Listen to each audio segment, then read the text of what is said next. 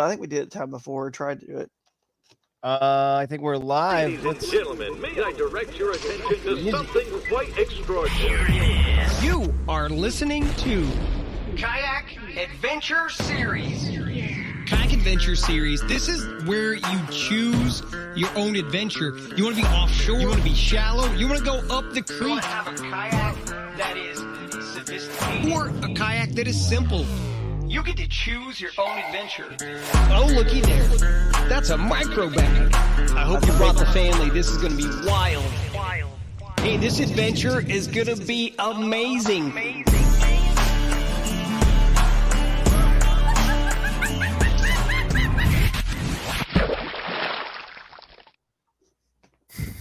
What's up, everyone? I love showing the pictures instead of everyone just staring at us, I guess.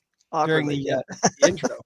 That was fun. That was a lot of good. So it's good too, because that fish that you guys showed that I caught was from our next event. So made sense. Oh, like waters that are inbounds, you're saying? Yeah, it's from Wapapello. That's right. We touched on that one last week. That's why it was in the queue here. And I started bouncing around all those different pictures. So yeah. Speaking of Wapapello, they just had a tournament last weekend.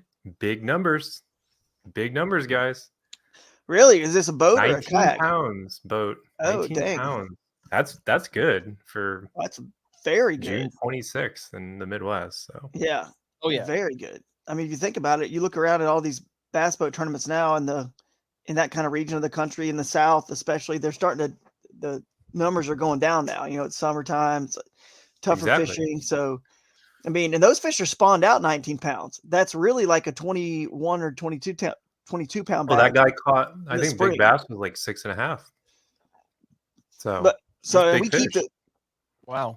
Kayak fishing keeps the length. We don't care about the weight. So like those fish, I mean, it's really like a, Mid 90 inches.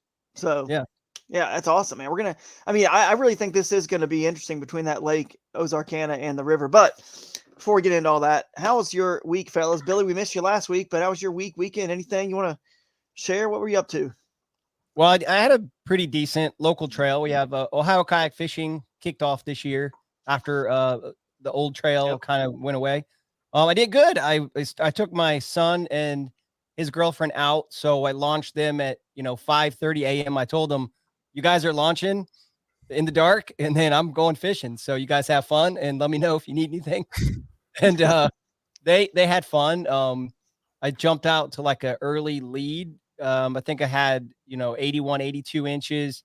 I knew that wasn't going to win the tournament, but I was doing the typical thing I do. I went in Tourney X and did screenshots that I was leading, and it was pretty good. I caught a bunch of fish in like 30, 40 minutes. It was fun. Smallest one I think was like 16. I called it late in the day. I actually caught a 16.5 later in the day I was fishing East Harbor up in Ohio. So I caught a 16.5 on a swim bait, freestyle. And it was my first one on that particular bait. I was throwing it, weedless because of the East Harbor weeds. And I thought I had a monster. I mean, when the fish hit, I thought this is why I'm throwing this bait. And then kind of set the hook a second time and skipped him across the water and was like, oh, it's a call, but at least it wasn't a drum. Yeah, that's true. Yeah, I didn't get any off species. We actually messed up because we opened up Middle Harbor for this tournament, and I asked the kids if they were up for an adventure, and actually loaded up at 10:30. The bite had died. I loaded up at 10:30 and went to Middle Harbor, thinking if it works and I catch a kicker, I'm going to look like a genius. And after a couple hours, I was back at East Harbor, and I felt like an idiot for leaving. And then never. Anyway, it was good. Finished 16th. Aaron Stahlbaum won that tournament. He's an absolute hammer. Yeah, he is, man. Well, hey, good start to the day. Obviously you had the good start. You didn't completely put it all together at the end, but you had a good start, and that's generally a key. So one of these tournaments, Billy, I've seen a lot of tournaments you fish now. You either have a really it hasn't all come together. You know what I mean? Like it's either a good ending, a good practice. You're on big ones and it doesn't happen in the tournament, or a good start like this one. So that's tournament fishing. So I think you're coming due here pretty soon for a complete tournament start to finish. But 16th, that's pretty good out of how many anglers. So there's a lot of yeah, handlers. 81, Yeah, and a lot a of lot of handlers. anglers that know how to fish that water. So Yes. I was happy, and I'm happy for my buddies, but it gets a little it's a little much watching your buddy win the tournament. Parker was not the first time that's happened to me where I've been out and my fishing partner, my float partner won the tournament. So that's I'm pretty happy cool, man. for them. Yeah, happy You for them. should have But targeted a rising trout on the East-West Harbor. That's right. What about you, Jake? What are you up to this weekend? Anything cool happen? I went on a float after our podcast. I think I went like Thursday or Friday. I don't remember, but it was pretty well. I actually caught a giant Ozark smallmouth. I actually have a picture. Here you go. Here you go. Nice. Big Wow. old, and I caught that on a glide bait.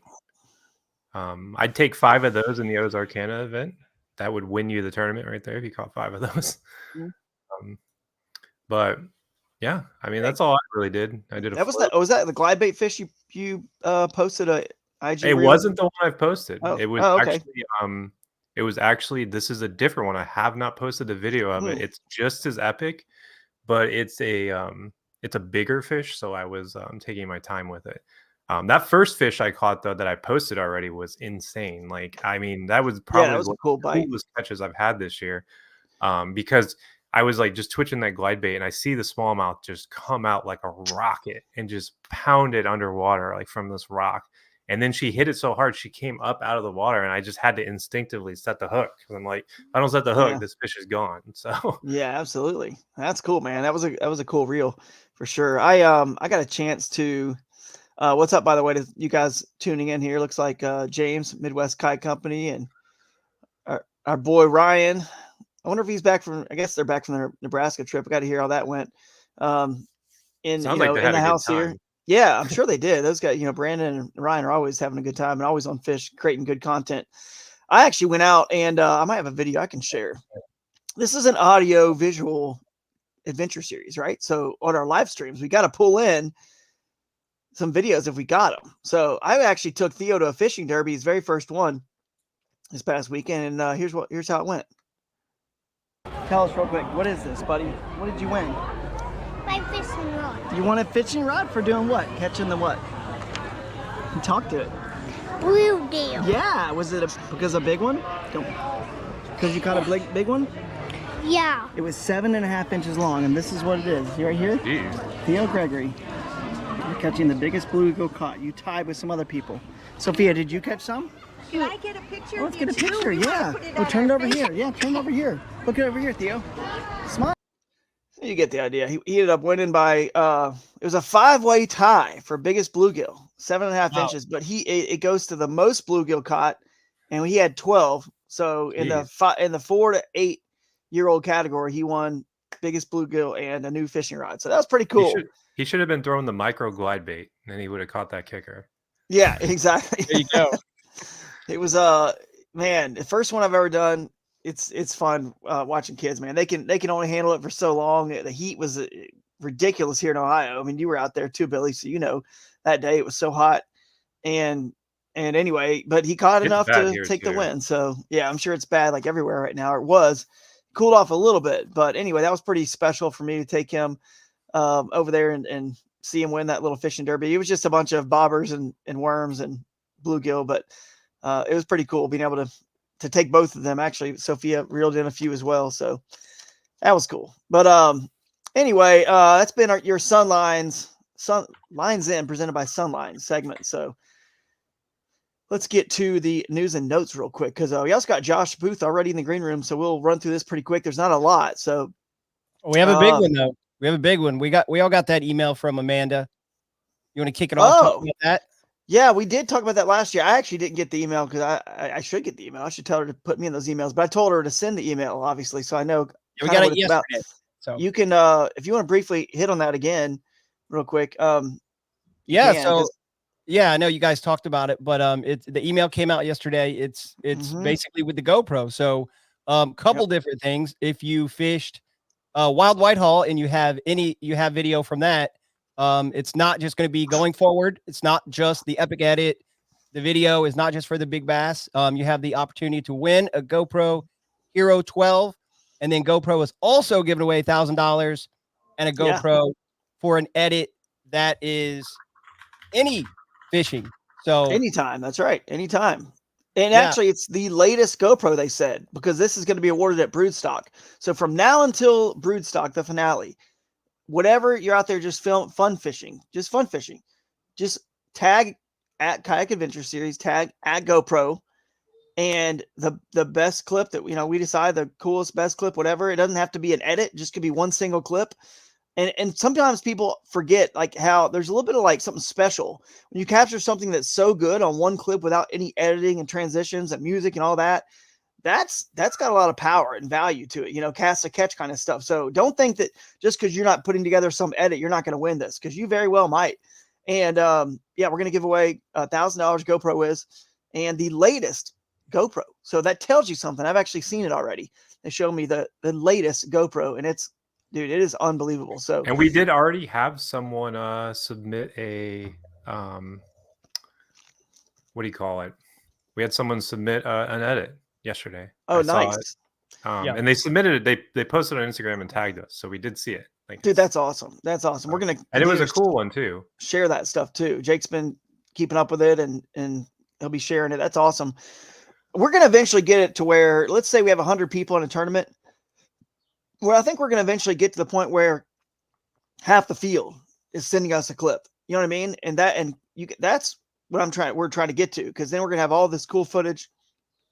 And that's what makes these live streams, it makes our presentations on the stage, the theaters, really special. So the challenge to Ozarkana is going to be who can literally just set a GoPro up and film themselves for this, day and a half.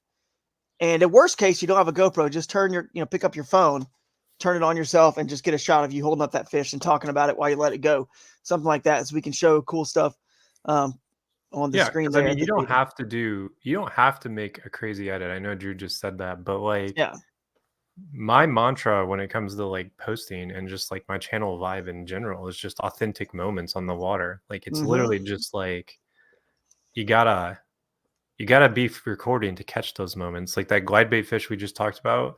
I know Ryan's roasted me for saying insane like 10 times, but it literally was an insane catch, and I never would have had that if I didn't have my GoPro running. Yep, so that's true. It almost made me want a second GoPro running, because I'm like, man, if I had one up front, I could have seen him come out of the rock. Maybe I need to get is like a front cam, that's like, it's not facing me, it's just facing the kayak out, and then you get that that like cone in front of you.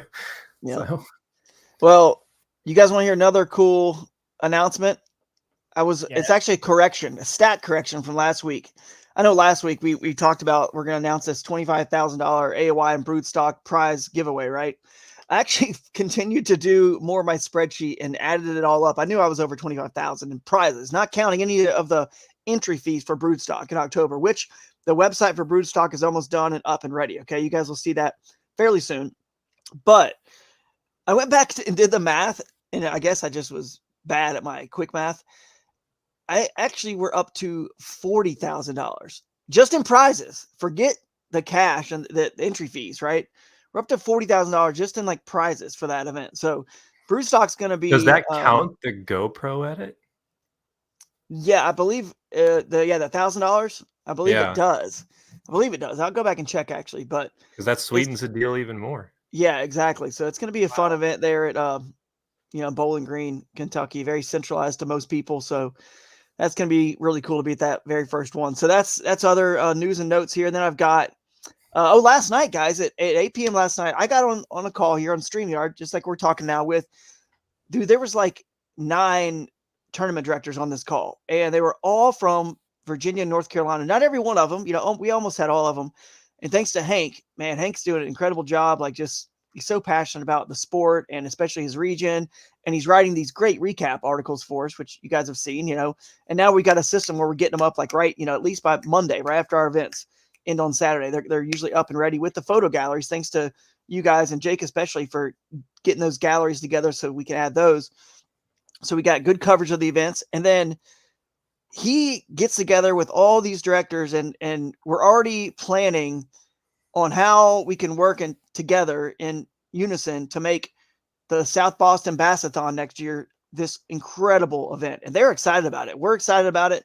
I just love to see the unity and the the directors from local, regional, national, all in the sport of kayak fishing working together.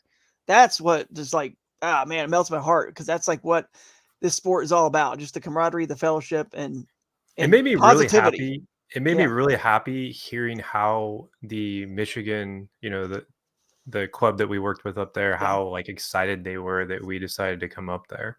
And like, just like everyone that fished it, like all the guys I talked to, the tournament director, he was super jazzed. He got to go up there and, give away I think they gave away like 3 or 4 pretty good prizes.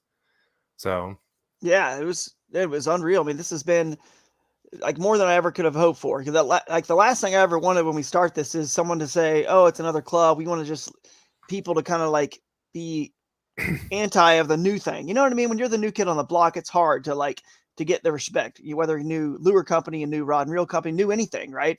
So for them to kind of welcome us like this has been amazing, and work together with us. I've really help lift them up, because like when we leave those events, like now White Lake's like, hey, let's get, we might not go back, but then like that club could go back. I mean, they had well over 70 people from their club signed up. I mean, it was a lot. So they're busting 100 one of these days over there. I'm telling you, when it all hits just right and the water stopped running on you guys, Billy, and Parker still got some to eat, but there's multiple lakes and rivers there, many that could hit 100 inches, and I think it's possible. So I absolutely agree. Like that fishery was insane. Like just even White Lake proper. Yes, just right there.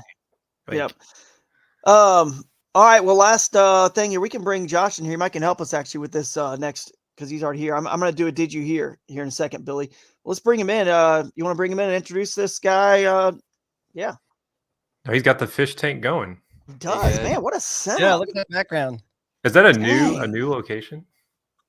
Newly improved. What a setup, dude. I got a fish tank, and it's a pain to keep up with. That one's a lot bigger than mine, but yeah, it's kind of a new hobby me and my wife have gotten into. We probably have about a dozen tanks across the house. So you know what? I need to take a picture of my tank, Josh, because here's the deal. Everybody, when they walk into my house, they all comment on this fish tank, because here's what I did. Have you ever seen the movie Grumpy Old Men? I have. You remember he's got the goldfish in the old TV, the antique TV that was gutted out, right? Yeah. So I literally got an old TV, and I had a welder on the top cut out the exact size of a 20 tall, aquarium, 20-gallon tall. And it literally just fills the screen. So you look, and it's just, all you see is the screen. You know what I mean? It's just these fish swimming in there, and it's just, that's I awesome. I gotta share a picture of that. It's a pretty cool fish tank. So that sounds cool. I've only got one though, so you can beat me on the numbers there for sure.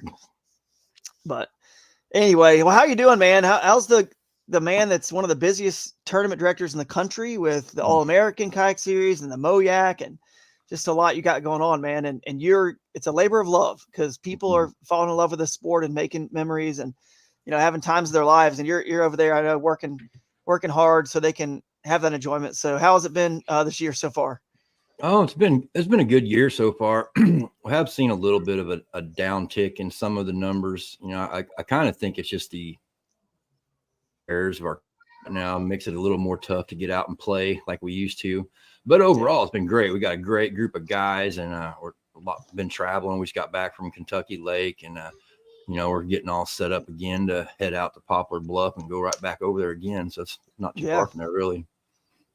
How was that Kentucky Lake event? Was it? I mean, is that a little bit hot? It was hot. Yes, it was miserably hot, and a lot of big boat traffic. And the guys battled it out and still caught some fish. But honestly, I think it's still not quite back to where it used to be. Right. Well, Bassmaster just named it. I want to say, let's see. I think they gave it 12th in the Midwest region, like the central region, saying that it had rebounded quite a bit, which I thought was really interesting, because it seems like people are split. There was a lot of numbers caught, a lot of short fish, a lot of 10 to 14s were caught, tons of those. That's a little wild.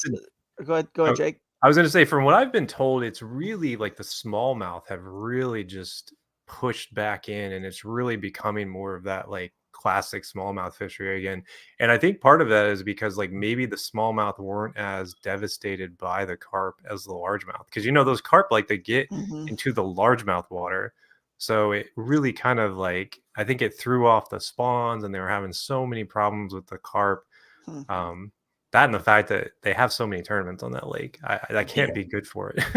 Right. So, Yeah, I mean, it's I'm true. talking It's a about boat huge- tournaments, not kayak tournaments. Yeah, obviously. but it is a huge lake though. So Yeah, it's it massive. can, I mean, like I know it doesn't have the grass that Gunnersville does, which is why Gunnersville, similar gigantic lake that has tons of tournaments nonstop. But still, we'll yeah, I don't know. We'll see. Hopefully that lake rebounds fully. Was that's a little kind of outside the region of All American has gone to in the past. So was that the numbers down on that one, or was that because you had a great Yeah. numbers at your All American Classic? You had like 200 people. Yeah, the classic keeps growing every year. We're going to really try to develop that and focus on that more for next year. Everyone really seems to like that club versus club championship, feel, the bragging rights and a lot of, the clubs here in the Midwest, with the series and stuff and the old Midwest kayak fishing series that used to be around, there's a core group of guys that have traveled and hung out together a lot. And, they may be states, you may live in different states, but there's still some good camaraderie that goes on. So that's always fun. For sure. We talked well before all this Kayak Adventure Series stuff for 2025 is announced, which some of it's already been announced. The first three, Florida, Ocala, Paris, Texas, and South Boston, Virginia. And, you guys are going to team up with us over there in Paris, Texas. And that place is starting to get a lot of, we announced that and talked about it last week on the show. It's getting tons of attention because of that new Lake Bodark. So that'll be really cool to see how that works out. And then we have a little spoiler alert for you guys. We have a couple of other Midwest locations that are about to be announced in the future. So, and I think you guys will be teaming up with us on another one of those. So let's fit that All-American Classic somewhere, obviously on a weekend that maybe even I could potentially come out and fish it. I would love to fish that tournament, dude. 200 people. That starts getting my juices going. We start getting the best anglers, the 200, man, that starts getting me excited. I would love to fish it. It's not an open either. You got to qualify to get into it. If it was an open event, we'd probably draw a lot more, but it's the top 15 from every club in their final AOI standing. So any series or clubs invited. And in years past, I've extended that invitation out to Hobie and Bassmaster as well. If you finish the top 15 in AOI, you're invited. You've earned your ticket. Can we do it for Kayak Adventure Series? Top 15%, you said, for AOI? Yes, sir. Any club, any series. Top 15% for AOI. It's another reason to fish, 2 of the 5 regular season events, and then the Broodstock finale, which is your final score to, make 3 events for us for AOI. Top 15%, you get an invite to. So how am I going to qualify? Now I got to go with research and figure out what club around here. Is it any club all across the country or? Yeah, including the Bassmaster Opens. You're up there in that AOI race. So the Bassmaster series. Oh, okay. So I qualify through that. Yeah, for sure. Okay. I mean, I don't have 3 events yet, but I will. So after the Susquehanna and Caddo, and so I've never finished worse than 4th in AOI. So I wouldn't be surprised. That's why I said that. Knock on wood. We need to get the MoYak River series as a qualified series because that's all I fished this year. Unfortunately, it is this year. Yeah, the River series will qualify. All right, I'm golden. Top 15. You're in. Okay, we got to fish this. We got to schedule this. Man. I'm sitting like 3rd right now, so I got. Keeps getting better. Like he just keeps saying yes every time. Shouldn't I auto qualify for winning the Bassmaster Championship? Then that gets you auto qualified in. Like, oh yeah, that's like Bass to get in. It's like a golden ticket. Well, I think it actually gets me in. I'm the first one in next year's championship. I think it gets you into that one too. So I wouldn't even have to fish any more Bassmasters. I'll have to confirm that with Steve. Right, I'm not sure. But anyway, if it does, then maybe it'll get me into the All-American. I'm going to try to make that one next year, man. I got a lot on my plate. It's already booked and scheduled for that first weekend of May. That's when it's going to be. So is it at Truman again? That's when we're over in that's when we're in the South Boston Bassathon.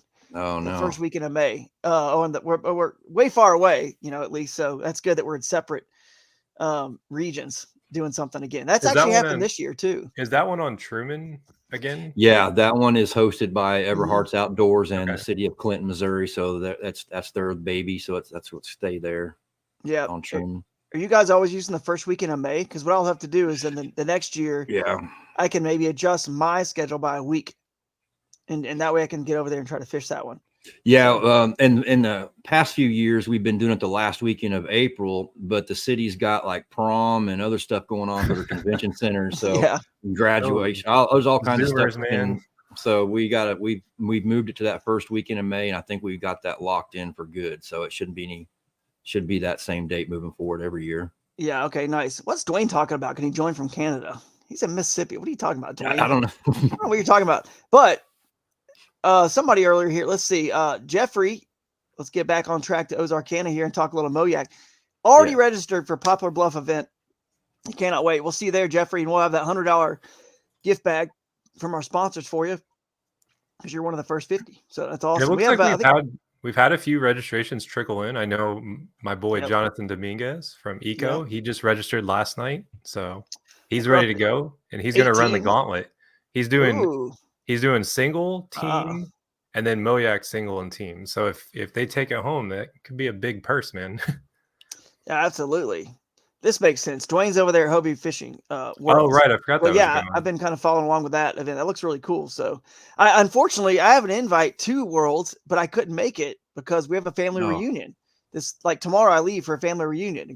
I was wondering about that. I was like, "Where's Drew?" Every 2 years. I know. I've never. And then the year before, it was I can't remember, they were Sweden or somewhere, and it was, I don't know. But anyway, I just hadn't been able to make it. I don't know if your invite eventually, if you lose it, if you can't make, you know what I mean, like a couple or 2 or 3, I don't know how many chances you get, but I know I earned it for AOI, the Hobie, in 2020, and then it all got kind of pushed back due to COVID. So we kind of been delayed on when we're actually going and kind of got mixed up. Anyway, one of these days, hopefully I'll get over there and fish that one. I was going to mention something else.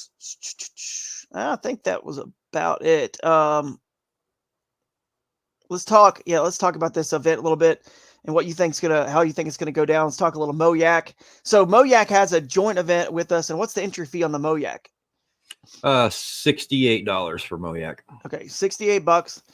And then, so some people could. So I feel like locals have the best odds, right, to do well. You're kind of used to the water, you're comfortable with it. I mean, it doesn't guarantee anything. Home lake curse is there too, right? But so this has kind of turned it into a much bigger event for you guys that are MoYakers out there. So you put in your 68 there, then you can choose to fish the $150, individual division presented by Torqeedo, or the X2 Power team division, the 2-man team division, also $150, but that's $75 a piece. So you could go 68 and then just do the 2-man team division. So add another $75, and now you're fishing the team division, or add in, 150. Do them all, another 150 and do it all. Just go all in that roulette wheel, and you got the best odds. And here's why I think that's not the worst idea, because we've had a couple announcements here. I might check my phone to see if another one has come in. Okay, Joey from Crockett Gator is adding in $500 to go to the $100 each to. We pay out 15%. Josh, I don't know if you remember that. So top 15%. So if 100 people are in this tournament, we're paying out 15 right there on stage with a check, which, by the way, we haven't really talked about or mentioned a lot, but it's been pretty cool.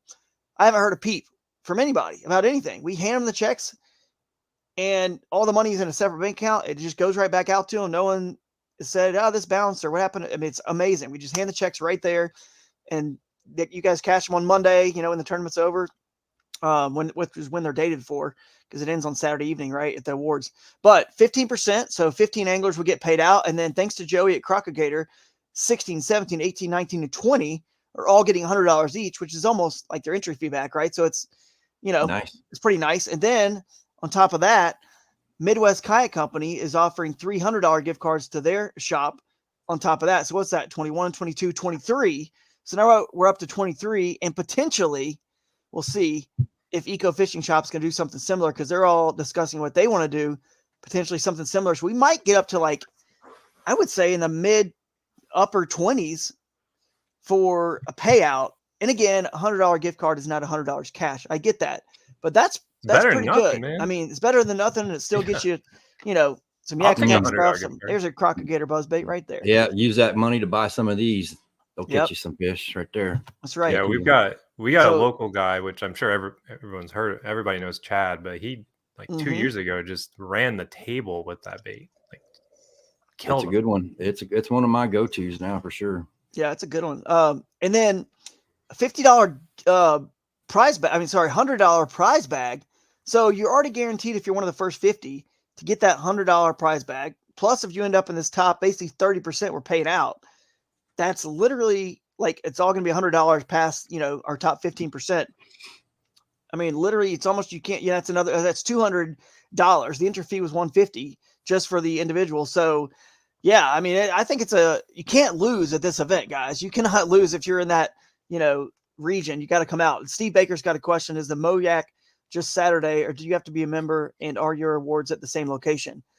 So, how are you guys doing the MoYak? Is it just Saturday only? I think it is, right? Yeah, it is just Saturday only. And we also run a 2-man team series as well for MoYak members. So if some guys could even, if you're feeling really lucky, you could really get in a lot of tournaments that weekend. But you do not have to be a member to compete. Members do get a little bit more of a discounted entry fee. But other than that, everyone's welcome to sign up.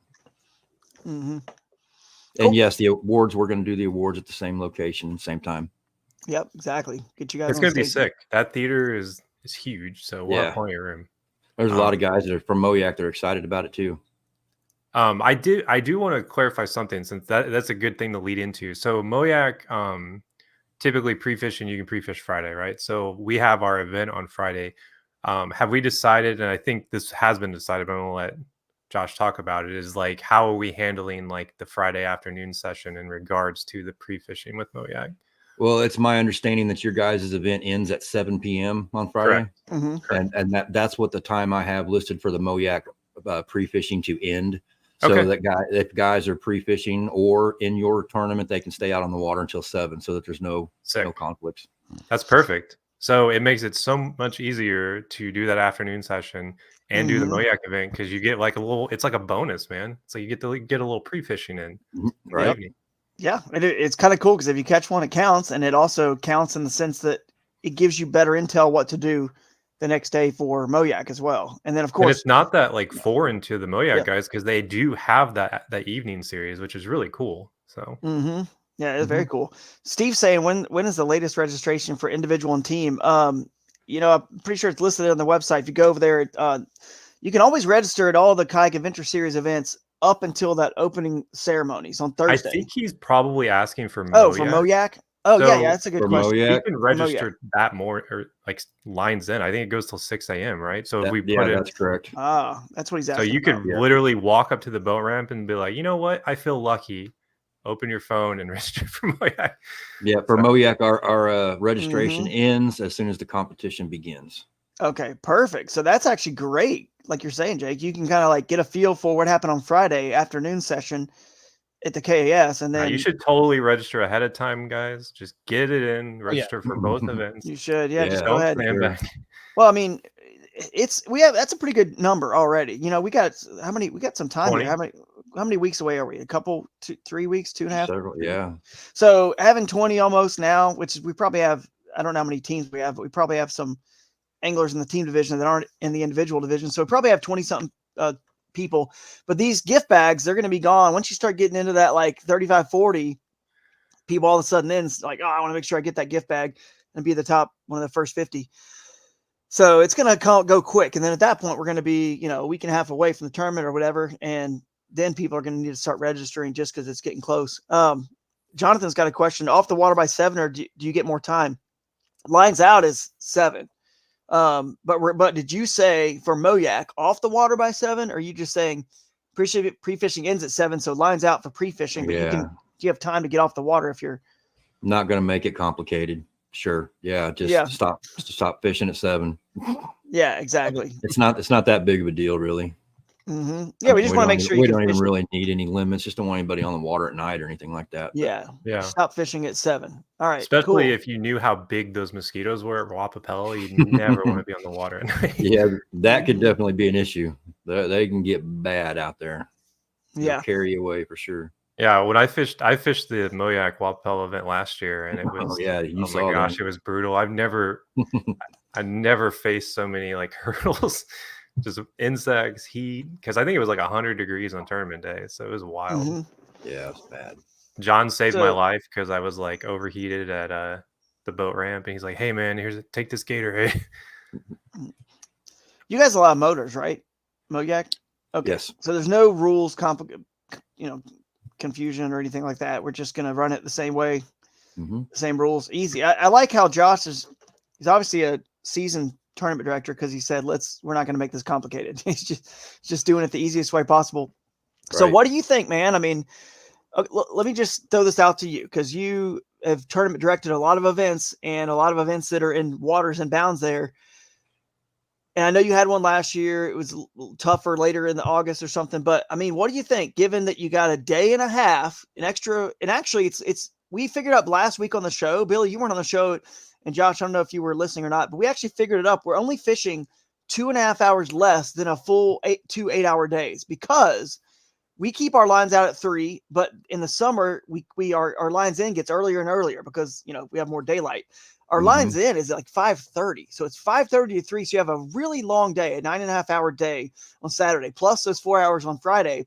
You only are fishing 2.5 hours less than a full 2-day event. And it's just 5 fish. That is going to help. That's probably going to increase your, limit a little bit, like a fraction, a little bit of, for sure. It's got to. It's more time. On top of that, you got a lot of different waters and bounds, which is going to spread anglers out. A lot of, whatever people like, they can choose creeks, rivers, lakes, Wapapello, Clearwater, Duck Creek, Mingo, whatever they want to fish for a still body water. What do you think is going to win this thing, man? Do you think it's hitting mid-90s or something? Or what is your guess? I do. Yeah, I'd say you're going to have to get over 90 to cash it or to win it for sure. 95 is very, very possible. We had our River Series tournament out there a couple weeks ago, and I think it was close to 90 inches that won it, and there were several 18-inch smallies that were caught. Some good-sized smallmouth were caught on the rivers out there, so that's possible. And like you said, with that extra time, you could really get out there and cull and get a good score with just needing 5 fish. So yeah, I don't think that 95 is a crazy number at all. Yeah, I mean, you definitely Ryan caught a 20 in the River Series last week, so there's big ones in there. They're lurking, and if we weren't fishing together, he probably could go down through there and catch. He probably would have hit that 90-inch mark. I tell you what, too, the Wapapello has been coming on lately too. It's gotten a lot better. I've been seeing a lot of good reports and seeing some good fish caught out of there this year versus past years. So I think it's getting a little bit better. That might be something to keep in the back of your mind as well too. Yeah, we talked about that a bit in the pre-show. There was the tournament last weekend. There was a 19-pound bag with like a 6.5-pound fish. Yep. So yeah, that's good. That's good for there. Real good. Jake was proud of his fish here that he caught. It's 20-something out of Wapapello. Yeah, it was 21 and something at Wapapello.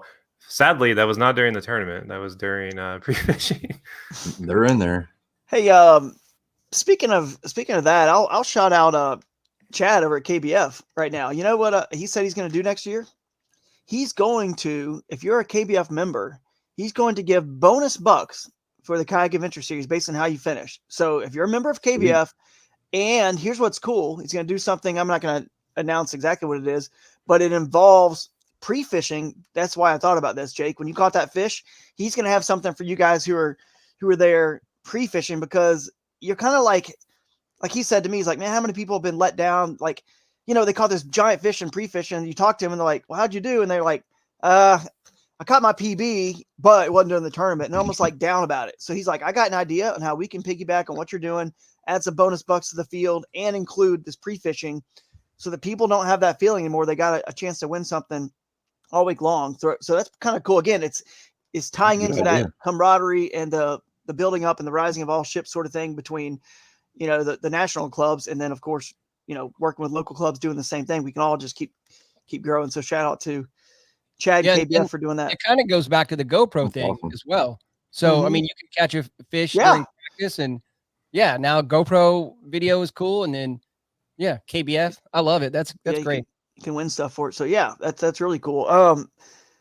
So 90 something inches, what we're thinking. Let me just say this real quick, because somebody out there their juices on Wapapello. They love that lake, and they're like, man, you guys are just hitting this hard, because we're hitting it hard because there was a tournament there. So we have results and data from there. You know what I mean? It is the biggest lake in Bound. It's the biggest lake.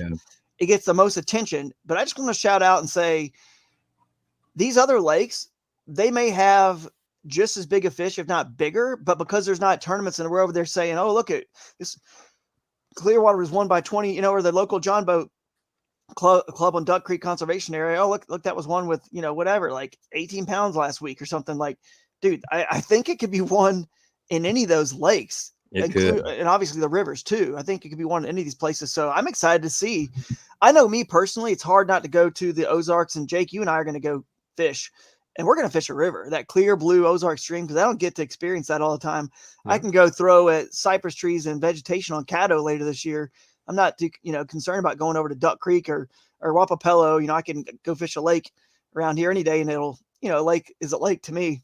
But those kind of rivers are special. So when I practice over there, when I not even pre-fish, I guess when I just get out and fun fish, since for me, I'm not fishing the tournament, but it's going to be on one of those Ozark streams. But we won't share too much of our pre-fishing stuff beforehand, but afterwards we've already picked out our route. So we got our stretch we're going to do, and we're excited about it.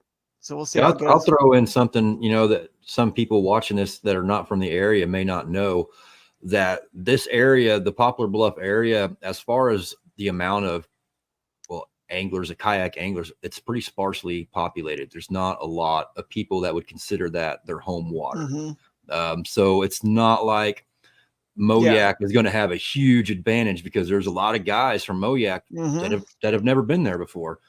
For me, it's a 4.5 hour drive just to get to Poplar Bluff. It's not like it's close.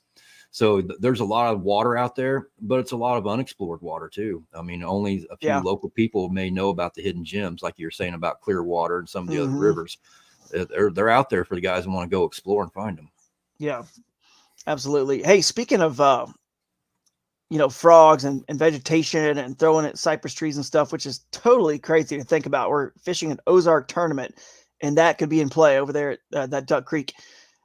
Because it's in that floodplain, man. Yeah, join us. Exactly. The floodplain is very interesting, be very intriguing. It's not sexy looking. It's murkier. It's not as farmland. It's not it, but it's warmer water. It's murkier. It's more nutrient rich. It's very intriguing to me for a largemouth potential. I think the smallies may be further up in that cleaner, cooler, clear water, but I don't know. We don't know. I mean, I could be totally wrong about that, but you might catch a snakehead too, man. They're in there now. They're in there now. It's crazy how quick it changes too. When you're driving, heading east, and you're in the mountain, the hillies and the rocks and everywhere. And then all of a sudden, bam, you're just in a flat plain. The creeks turn darker and muddier. There's more brush and stuff. It's crazy how quick it transitions from one type of terrain to the other. And there's really snakeheads. Like, they're coming from the Mississippi, since that free flows into the Mississippi. Is it really? They're not sure, but they're below the Wapapello Dam. And oh boy.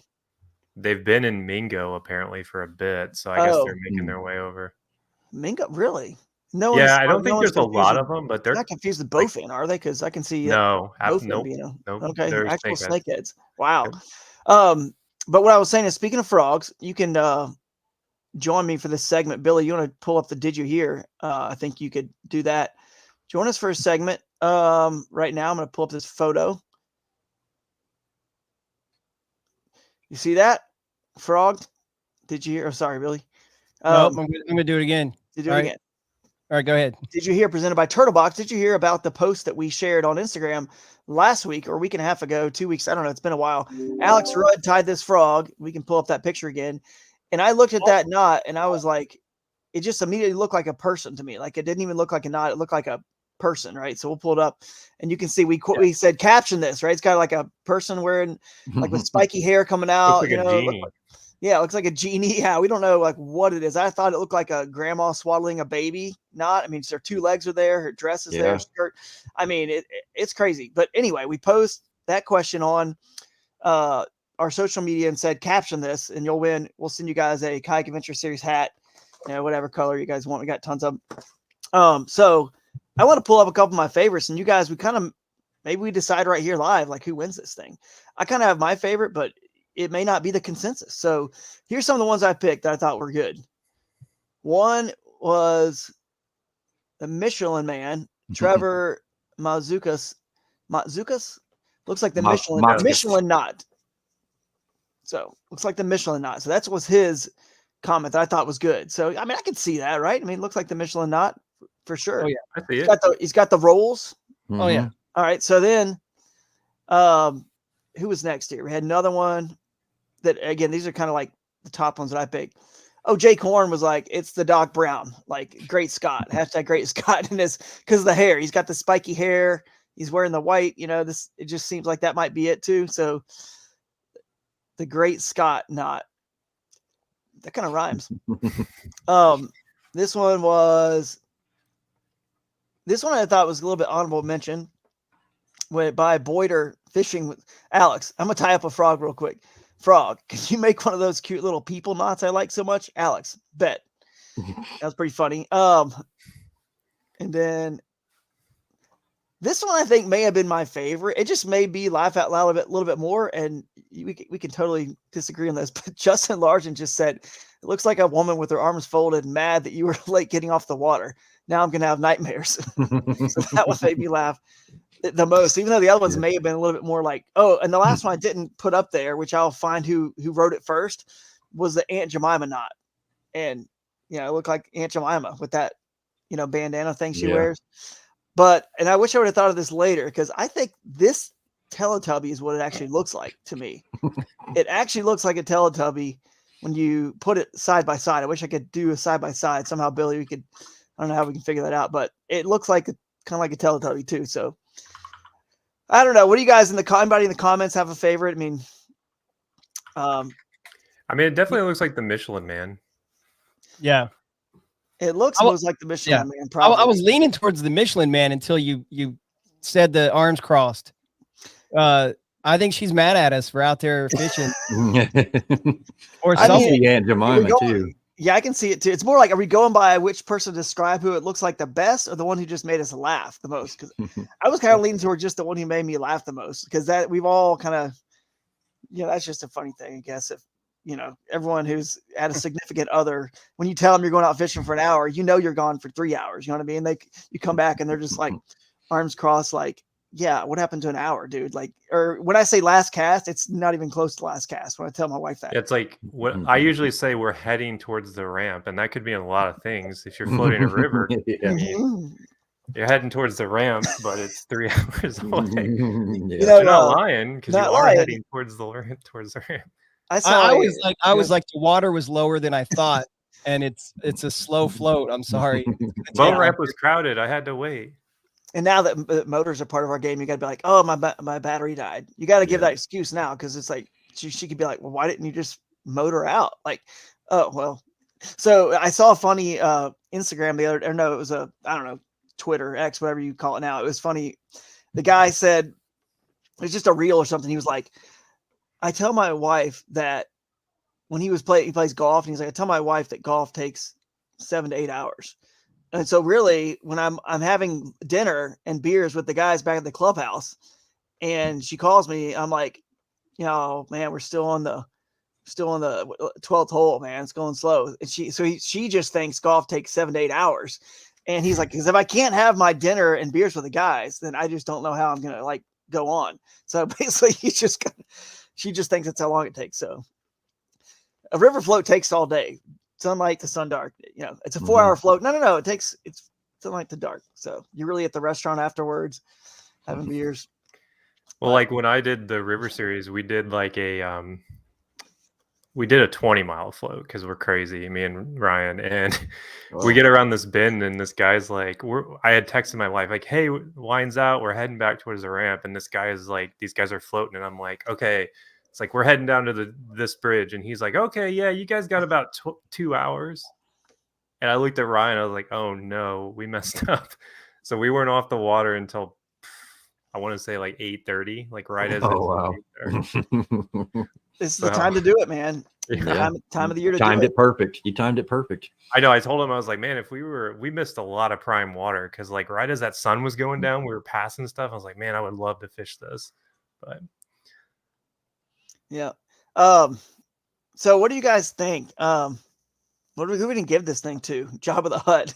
Jonathan Dominguez says Jabba the Hutt. That's pretty good too. You can't give it to Jonathan. He's already got that hat. Yeah. I mean, Southwest Indiana Outdoors is saying the Michelin Man was awesome, but then he's also saying the arms crossed is the funniest. So I agree with that. I mean, I could send a hat out to each of those guys. I mean, Yeah, really. we'll see I mean, Trevor at the event, so get one there. Trevor is one of the guys. Well, he'll be Yeah, at the he'll be Ozark there. Atlanta. Oh, Yeah, he's perfect. from So that's MoYak. make it easy. You don't even have to ship anything. Who was the other one? Oh, Justin Largent. I'll see him at I'll see him somewhere soon because he fishes the Bassmaster stuff. So we'll probably see him at the Susky. So Justin Largent, tell you what, man. Tell me which hat color you want. I'll text you. You know, we got all the different colors here, guys. Same with Trevor. And I'll bring them to whatever Dude, event. that I'll see you yellow guys one at. is sick. Yeah. You can't go wrong with any of them. We actually have some other ones too that if you're at the event, you can just pick whichever one you want. We got the ones with the leather patches. So, but yeah, guys, I'm excited. Anything else we want to cover on? Yes. We do have Go one for it. thing. Someone asked about the dual motor thing and how we're going to approach that since MoYak does allow dual motors. It's a good question. So, question. I mean, that's probably more on our end. Yeah, I would say if guys are going to be fishing both events at the same time, and you guys don't allow it, then they're not going to have it. But on the rivers, I don't think that's even going to be an issue in this area. I agree. Because most guys aren't even going to be having their motors on the river. You know, some might, but I can't see of anybody wanting to run duels. And if they want to, they're going to have to know the rules and know that they can't do it. And right. I think that's probably the best call, Josh, because rivers, you don't need it. Duck Creek is too small. You don't need it. Clearwater's too small. You don't need it. Wappapello might be the only place you possibly need it. And for those handful of people that are fishing there, it's kind of like, you know, that happen to also be MoYakers. You know what I mean? A lot of people fishing are going to be, you know, don't have two motors already rigged up anyway. So they can't all of a sudden go rig up. We don't want them to have to deal with adding a whole second motor just for this one event and otherwise be at a disadvantage. So let's just make it where if you're fishing with a motor, you got to stick to one. KAS rules on this one. And for MoYak guys, you got to pay attention to that. So that makes the most sense. Well, yeah, I don't really think since like, you know, dual motor makes sense sometimes on like those bigger lakes. So like, you know, like at the Ozarks Table Rock, I could see it. But honestly, even Wappapello, which is the biggest water in bounds, like there's so many launches and there's like not a lot of like big runs. And there's not going to be a ton of pleasure boaters out there where you feel like, oh, I need a Newport to cut through the chop, and then I want to throw my spotlight down. I don't think you'll need it in this event. Obviously, some people might disagree, but you'll have to make that decision. You know, it's one of those things. I've got a question for you, Drew. From some of the guys from MoYak, we're talking last night. They're wanting to know about the check-in process, if they're going to be doing both, and if they can't get to that check-in in time on Friday because they might not be able to roll in until later on in the afternoon. So how is that going to be worked with? Yeah, Will there be exceptions that some guys can just contact you? Or on Thursday is the registration and check-in. So yeah, it'd be Thursday. So here's what you got to do. You got to submit it to Amanda, our tournament director, Amanda Brannon, which you could go online or on the website, go to our contact form on the website. It just emails straight to Amanda, or you could do Amanda@kayakadventureseries.com. Or you can find her phone number. Either way, you just got to let her know you're not going to be there because we have to know a couple things. A, how are you getting your identifier? Just so you're aware, you can print them off of the website. Actually, I'm about to put them up because we can put them up as soon as they're ready because we have to write a code on them anyway. So it doesn't matter if they're up right now early. So I'm going to go ahead and put them up probably later today so you guys can start printing them off, laminate them, whatever you want to do. But we need to just make sure that you have a plan for getting your identifier. And you know, and obviously you need to still be responsible for that Wednesday of the tournament week, that Wednesday's live stream where I go over like the rules that we're going to kind of like emphasize that we need to emphasize, or it's basically your need to know. It's your need to know virtual meeting. And we just kind of go over like where you're going to park for the opening ceremonies, where you're going to park over here for closing, where they're all the stuff's going to happen, right? You're still responsible for that, which is easy because it's virtual, right? But then the other thing is, if you are getting a $100 prize bag from being one of the first 50, we need you to find someone that's going to be there that can grab it for you. It's very hard with all we have going on this tournament for you to say, oh, we'll bring it to, you know, the festival on Saturday, bring it to the theater. Like I'm running around, Billy, Jake, we're like running around like chickens with our heads cut off doing so much that we don't have time to like figure that out. So we just need you to figure out how you're going to get that bag. You know, if somebody can. And it's not hard. So No. just so people know, it's not hard. Like if you're going to miss the registration, we have had plenty of people do that. At Whitehall, I think we had like at least 15 that didn't 15 make it. probably. So it's not a big deal. You just have to make sure you contact us to take care of it, and it'll be painless. Trust Exactly. me. I know a lot of guys work and they can't get down there till Friday, so it's totally fine. I don't want people to feel discouraged by that, because if anybody's confused about it, they can always message me even, and I'll help you. And it'll be. I helped someone in Whitehall get his identifier. It was super easy. So same with the gift bags. If you tell me ahead of time you can't make it, I can go grab your gift bag. No big deal. Yeah, because you're local anyway. You can probably figure it out. Just check you in. I could drive home if I wanted to. So that's how we'll Yep. We'll check you in virtually, basically. But we want people to be there because you obviously there's the games, the music, the food, the camaraderie, and there's a last minute question and answer session. There's a lot of, you're rubbing elbows with your Jeff Littles, like myself, Jake, Billy, whoever is there. Billy won't be at this one, but any of the celebrity anglers, YouTubers, I don't think Alex Rudd's making this one, but you get my point. You're kind of going to be there where all the fun is happening, the fellowship. And because our tournaments doesn't start until 3 p.m. on Friday, we all go out afterwards and have a good time and just have a lot of fun. We go eat somewhere. Where are we going to be? Oh, we're right there at Haffy's for our right. And that restaurant's cool. It's very cool. We're going to stay there, eat, have fun well into the night, because you don't got to get up early the next day. But you will just have to, hopefully you will want to attend the Bass U brunch, which is at 10 a.m. at Half Whiskey, which is right down the street from Haffy's, right there in downtown Poplar Bluff. It's a cool whiskey saloon.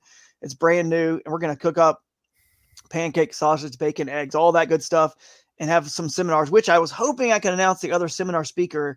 He's a Major League Fishing pro. I'm hoping he's going to be able to make it. He's looking into his schedule, and we'll see if that works out or not. But if not, I know I'll be doing a seminar, and at these seminars is when I really reveal and spill a lot of juice on stuff that I wouldn't just put on YouTube otherwise. You know what I mean? So, and I even talked about doing something and a little less like serious, but like a rigging of your kayak to record type thing, because it's something that a lot of people it benefits you, because if you're recording during these tournaments, you catch a GoPro moment, guess what? You could win $1,000. So there's an incentive here to be recording. Speaking of, another incentive of coming to the check-in is if you're really on them and you're like, hey, Jake, I'm really on them, feeling confident, we might give you one of the KAS GoPros to borrow to record your moment. So that's right. Yeah, get you set up and help you out. So, lots of good reasons to come to that check-in. We'll have all the hats, merchandise there. Other sponsors and vendors will typically be there. So, lots of it was fun. The last two have been a blast. Like, I mean, the Whitehall one was right there on the lake, and it was just the weather was just phenomenal. Yeah. So it was perfect. So, it's a lot of fun. The opening ceremonies are for sure. And then if you do, we will bring identifiers, the laminated ones that we get, to the Bass U brunch. So, if you don't make it to the check-in on Thursday, you show up to the Bass U brunch at 10 a.m. on Friday, we will have identifiers there for you to grab some extras. And show up to that. And so this is what it looks like. Yeah. There's a day one. There you go. Day two. Day one, you write your code.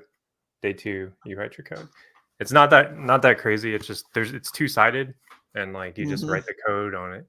So if you print these off, like you don't even have to get the laminated one. You can just do it like you normally would. And I don't think MoYak requires you to have a special identifier. You just need the code, and I'm pretty sure you guys let them write on your hand too, right? Yeah, like I say, we keep it simple. They can write it on anything and have that card in there as well too. So should be. Is it a separate code though for this event for MoYak, or is it just using the Kayak Adventure Series identifier as the? We could just make it one identifier. We could just do that. Yeah, that's not a problem. That's what a lot of other clubs have done. They just that way you don't have to worry about like two codes. I guess that makes sense. So you only need to be paying attention to the Saturday code. You know what I mean? That's it for MoYak. All right. No, that's cool. Very cool. Anything else you guys can think of? Designated launches. Is there is this required to launch at a certain place, or can guys contact you with the public access and maybe get it added like they do with some others, or how does that we don't even have designated launches. We just have rules are just public. As long as it's public, you can launch there. So You know, a lot of That's your good. obviously like your canoe and kayak launches and your bridge launches for kayaks that aren't actual technical ramps are good as long as it's legal, which most bridges are. Missouri's pretty good about that. Lots of good access. You guys even are one of those states where I think even the landowners don't own the riverbed. That's why people drive. Is it Missouri or Arkansas? You can just drive ATVs right down the middle of the river No, when it's you dry. can't. No. Or is that Yeah, you Arkansas? It's Arkansas. Missouri, Arkansas, they yeah. do own the riverbed. You do own the so- riverbed. Okay, so it is different. But either But, way, but Ozark Scenic Riverways are excluded from that. Like the National Mhm. Scenic Riverways, that does not. I believe the current river is one of those, so it is federally managed. Therefore, that rule does not apply to that river. right. If that makes sense. But I still hate the fact that people drive ATVs in the middle of the river, like and just Yeah, through it's it. pretty That gross. doesn't. It is. But anyway, but the access is good, is what I'm saying in Missouri. It is. You won't Very run into good. any problems. So anywhere that's public, and we actually have a flow chart on the website when you go look at our eligible water section, and we have we basically have. I mean, I can pull it up real quick if we want to share the screen, but we have a little a flow chart that actually here. Let me pull it up right now.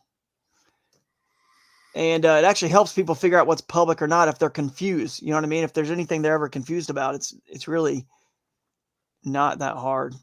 So Kayak Adventure Series. All right, let's go to Ozarkana. You come over here, Poplar Bluff. So scroll down, or you can just click on eligible water button right here, which I'll do. We'll zip you down.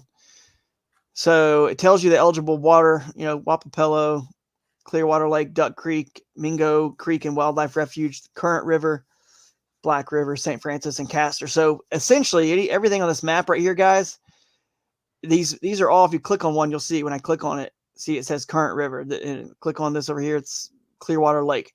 So all these are where you can fish, and anything within an hour basically of Poplar Bluff flows into one of those lakes or rivers. That makes sense. It's all that watershed. So you don't have to be like, it's not very confusing in the sense that anything you can find that's public and fishable and floatable within hours is virtually in bounds, unless it's a small, like smaller lake or something like that. They got to be flowing into one of these core bodies of water.